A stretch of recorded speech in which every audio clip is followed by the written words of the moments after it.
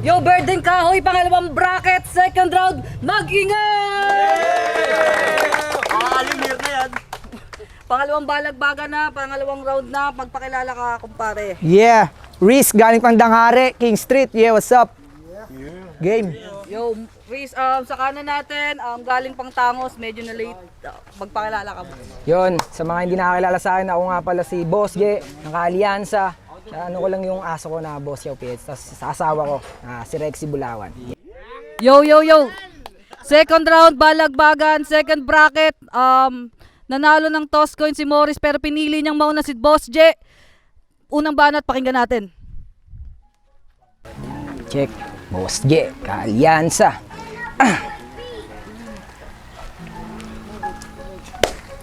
Himala at merong na rin pumalag sa akin, samantala di naisip kung ano ang dadanasin. Sa kuna ang mangyayari at hindi maaagapan, walang pwedeng makisali sa itinakda na laban atin ng umpisahan. Wala na tong paligoy-ligoy, magdudugo ilong mo para kang binangingoy. Puputulan ka ng palong at sabay itataboy, ikaw ang ginawang panggatong kaya ko nag-apoy. Susunugin ang baluti ka, lasag mo wawasakin. Huwag kang magkunwari, lagay mo sakin alanganin sang kahumiram ng tapang para dito dumalo. Welcome sa iyong pagsalang, galingan mo ang pagsalo ng mga barang di pangkaraniwan na sa akin mo lamang matatagpuan. Parang bagera sa basilang bakbakan, tsak ito ay kakabahan. Bala na dikit-dikit, automatic sa akin to. Na punit lakas man lait asawa mo, di ba kinain na ng arit o ano? Masakit kaya kay tatanggapin kahit na anong gawin, lagay mo sa akin alanganin kasi kitang-kita naman malabong makaubra. Bakit ka nakaganyan, daig mo pa yung nakabra, tapos nakasalamin, ito ba ay bulag? Ngayon si Boss J ay malabo mo na di bang matibag, kahit na anong gawin dala ko aking bayag. San man ako magpunta ay hindi matitibag, ganyan ako pag nagpamalas, talentong walang kupas. Oh, ang aking laso na'y makamandag pa sa isang ahas. Ano man ang gawin, hindi mo kakayanin. Pagsubok lang ito, kailangan ko pa ring lagpasan. At andil pa ba ang kailangan patunayan pagdating sa digmaan, lubos na pinag-isipan. Umuulan, umaambon, baka yan mabasa. Ganun pa rin ang talino ay aking natatamasa. Kumpiyansa. Yo, napakainit ng first round agad ni Boss J.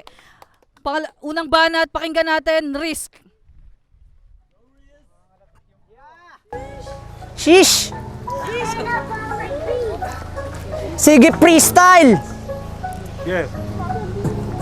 Sige, freestyle! Sanay na sa gantong banatan. Tang ina kung dikdikan, ako'y sanay sa baragan. Paring Boss J, ang tagal mo para kang napakagago. Nawala si Warren kasi pinaistad sa aso. Tang ina. Puta ang lupit. Tignan nyo yung mukha itinatak pa sa damit. Ina mo ka, bakit akong piling kilabanin? Tang inan to, ang umaabas mo hindi ka kukulangin, pero malakas ka pero hindi yun sapat. Tang ina naman kasi sumusuka pa ng burat. Ang tagal mo dumating, naging sayo pa maigi, pes tutumba ko tong marupok lang na haligahin, di ka malupit. Sa King Street ako'y black sheep, tang ina naman wala tira tong pack shit. Di uubra yung mga banat mo na plastic, hinasa ko mga bara, tawagin mo akong blacksmith. Ganun ka talaga, ganon. Kasi yung mga banat mo pare panjejimon, ang sarap mong sapakin sa mukha ng mabaon. At hindi ka man nanalo at hindi ka nagkampiyon. Paring Wambu, kala ko mahihirapan. Yung mga banata nito parang walang titirahin mo ako kahit ako'y tigadang hari. Ngayon dito rumekta at ikaw'y maliligare. Paring Boss J, pasensya na, ako'y hindi naging sayo. Tignan mo naman, puro na talento, tang ina. Gago ka, bakit nga ba pumunta? Kasulang, tang ina, yung kalaban na wala pa rin si Warren. Tang ina, napakagago. Parehas lang kayong pumupulutan ng patay na aso. Yo, napakabigat ng first round. First round pa lang yun. Pinanindigan masyado ng taga na botas ang balagbagan, Burden Kahoy. Pakinggan natin, second round, Boss J. Round 2. Second round. Quiet. Wala kong sasayanging oras, ibubuhos ang lahat. Tignan natin ngayon dito kung sinong magkakalak. Mistulang dagat, ngayon sa akin to ay aalatin. Sa sobra mong payat, mukhang hindi ka pa kumakain. Ibig sabihin lamang madali lang tong matalo. Kahit freestyling ko lang, sigurado na dihado. Sa labanan pagkat hindi bagito ang kalaban. Veterano na ako, siguro alam mo yung galawan. Binasag ang katahimikan ng nanonood. Walang problema sa akin pumunta kahit ako'y pagod. Ibig sabihin lang niyon, ikaw ay mangmang. Ngayon, uuwi ka dito, di bang gagapang? Alam mo yan, tapos nakasalamin ka pa. Mukha kang salagupang o tapos inawi niya pa. Ano, freestyle? Kaya kitang sabayan. Paano kapag nagsulatan, kaya mo pa bang tapatan? Iba ako sa nakalaban mo, wag mo kong inaano. Ako'y nag-aalaga, di ba, ng aso. Pero ganun pa man, ay kailangan gawin. Kung ano man ang mahalaga, kailangan kong linawin. Tagalin yung salamin, di ko makita yung mata. Kaya pala may sakit ito. Tarata, ano, kaya mo pa ba bilong? Kasi nakita ko medyo matangos ang iyong ilong. Gamit ko ang balisong at saka di mo isaksak. Hanggang ngayon, alam mo ba, ikaw ay mapapahamak. Duraan ko na lang kaya ang iyong pagmumuka. Kasi ngayon ay uuwi ka na nakadapa. 2013, ngayon magtatapos. Lumabang ka sa akin, yung titi mo di tagpos. O ano, kaya pa ba? Kaya ibaba mo na. Kasi si Morris hinihingal na. Alright. Napaka-solid pa rin. Pakinggan natin yung banat ni Riz.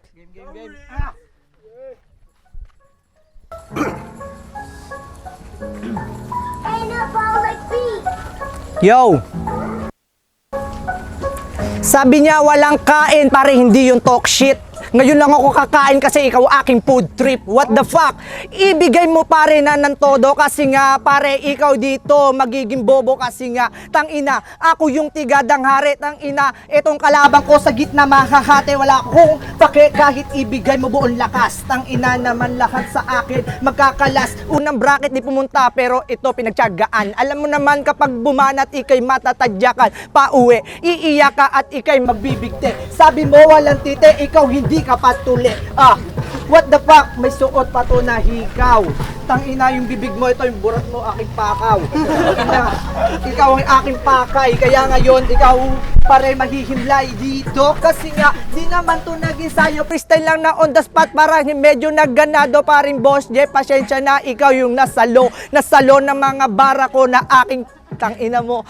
Tangina. Nawawala kasi ang tagal naghintay ako'y kanina di mapakali pero ngayon na ako babanat tignan mo naman yung mukha nito mukhang uranggutan tangina boss J nagalagan ng chow chow tangina yung isba sinaw sa sabaw tangina medyo nawawala kasi nga tangina sila tuwan-tuwa habang si Josh ng tulala tangina mo kasi nga busy ito sa tsupa Yo, palakpakan natin. Second round, Burden ka. Hoy, mag-ingay! Yan, napaka-angas pa rin. Alright, pakinggan natin. Round 3, sagutan. Riz versus Donje. Pakinggan natin. Ngayon, Donje. 1,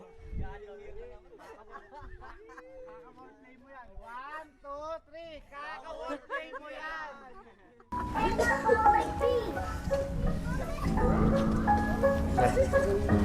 Ako daw yung una, pues unahan ko na to. Tangina kahit paboritong taong to, wala akong pake kahit na sa akin ito dumo. Sige sa'yo na ang panalo, susuhin mo ako. Hindi raw nag-ensayo, hindi ko kasalanan. Ngayong araw ay uuwi kang talunan. Bakit? Napakahina, pwede nyo bang laksan? Yung mga banat mo, pare pakitindihan. Pakitindihan, pare ako ay nagpatawa. Kasi nga, parang tinodo ko ikay kawawa na. Paring boss, sige, ibibigay to ay balato. Pero sa susunod, pare, ikaw yung magrereklamo. Magre-reklamo, bakit may alaga ka bang aso? Itsura mo, daig mo pa, hindi nagtatrabaho. Nyo lahat sila ngayon ay nagtawanan para yung puwet mo raw di ba ay bulwakan. Bulwakan, puta baho ng dura. Pag nagjajakulto yung tamod, pinutok sa aso yung mukha.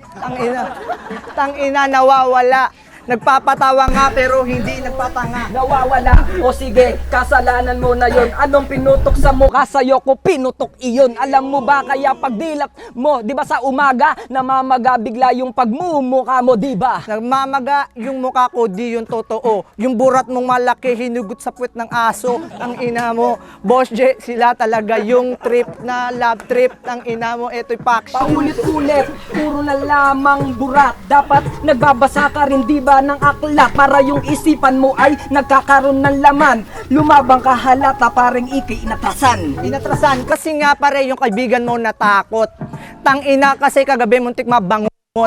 Kasi nga kagabi lang sila natulog. Tang ina mo ka ngayon, ikaw ay matutulog. Anong natulog? Si Warren nagchat, wala pang ang tulog. Ikaw itsura mo, daig mo pa di nagmumumog. Alam mo yan, parehas lang kayong magkaibigan. Saan ko kayo natagpuan doon sa kuwanan? Manan, tang ina, parang eto'y kwentong barbero. Kanina kayo ni Warren, sasabusay ni Doro. Ang gago. Tang ina to, mukha siyang aso. Nagsasyabo sa Inidoro, ikaw naman sa Lubabo. Nabalitaan ko, di ba doon sa dyaryo, narinig doon sa may radyo, ikaw na yung patay. Kasi yung kalagayan mo masakit pag umaray. Masakit pag umaray, pare, ito'y maling na balak. Dalawa kayo ni Warren sa kwarto ay bumabatak. Tang inam niya kaya haba na yung muka. Sarap na kinelasin pa uwi itong duka. Sarap chinelasin, ikaw naman sarap mong saputusin. Kaso nga lang tang inalagay mo sa akin, alanganin na naman kasi nga wala kang silbi. Pag ako dumadaan, Morris pwedeng tumabi. Hindi ako tatabi kasi ako nasa gitna. Ang inantong mukha nito, mukha siyang hiwa. Hiwa ng dilat, yung tira niya maalat. Tignan mo yung mukha siyang agimat. Hiwa ng buwarat, ikaw naman hiwa ng puwet. Ngayon alam mo na kung sino sa ating malupit. Kita mo nakasalamin tapos pipikit-pikit. Ganon talaga kapag lumalabas, di ba? Oh shit! Hiwa ng puwet, hindi yung totoo. Yung puwet neto, tang ina barado. Tang ina mo ka. Sa bunga nga tumatae. Inantok pare, nakakadire. Barado, kaya pag di titibag, okay lang barado kasi yung puwet mo ay maluwag. Alam mo yan, tangina, binabalik ko lang. Sana sa susunod lumabang ka na merong gulang. May gulang, pero hindi to isikit. Tang ina, hinugot ko yung burat ko, yung puwet niya ang sikit. Yo. Napaka solid, napakaangas ng laban nila. Malalaman natin final scoring sa tatlong judges. Unang judges. Yo, Mark 10 nga pala ng Rem Kilas. Binoto ko all 3 rounds, Boss J, dahil sa consistency niya, taka may sulat siya. Naganda siya. Pero meron naman si Morris na inilamang sa round 3 nun, palitan nila. Maganda yun. Kaya ang boto ko 3-0 kay Boss J. Yo, PMAC nga pala ng Rapscallion, NC. Round 1, mas binigay ko kay Boss J yon dahil preparado siya doon.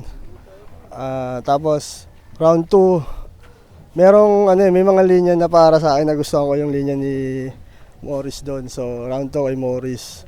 Tapos round 3, eto nahirapan ako dito sa round 3 kasi magkaiba sila ng style eh. Si Boss J, meron siyang mga comedy na punchline pero more on seryoso, saka mas malinis yung mga line niya. Si Morris naman, may time na biglang bibitaw siya pero malupit yung yung mga patawa lines niya, sobrang yun yung naging edge niya sa laban na to, yun yung nakatulong sa kanya para lalong tumimbang pa. Pero ayun nga, dahil mas sa akin yung mas maganda sa dating sa akin yung malinis na round 3 ni Boss J, kaya ay Boss J ang boto ko. Amen. Yo. Yo, ang buo ng PLDJ Cube. Yo, round 1, binoto ko si Boss J. Napakasakit na mga binitawan niya. Yung bawat dulo, deliver, lahat yung pagkaka-atake, pati mismong accent niya sa gitna ng battle, men. Yung pagiging aggressive yun, nakikita yun. Kaya, yan, kaka-wordplay nila 9-cento. Yan, binigay ko yung round 1 ko kay Boss J. Pero round 2, sumabay yung kulit ni Morris. Mas naging asset niya yun para si Boss J. Kahit papano'y nababasag niya sa kulit niya. Yung round 2 ni Boss J, nanlata nung parang naging agresibo, sumugod si Boss J kahit hindi na ganun makatama dahil sa binitawang kulit ni Morris. Kaya kung lumamang man si Boss J si Morris sa round 2, kapiraso lang kasi talagang dikdikan yun. Pero round 3 main kita kung paano magpalitan, magbigayan sila ng rebat, hindi umalis sa isang tema. Yan, kaya binigay ko yung round 3 kay Boss J. Kaya kita sa video yan. Shoutout nga pala kay Renzel, pinakamalakas dito. Alright, ang husga ng hurado, ang scoring, final scoring, 3-0 para kay Boss J. Sa inyo lahat. Shoutout sa asawa ko uli. Sa mga aso kong alaga. Yan, thank you.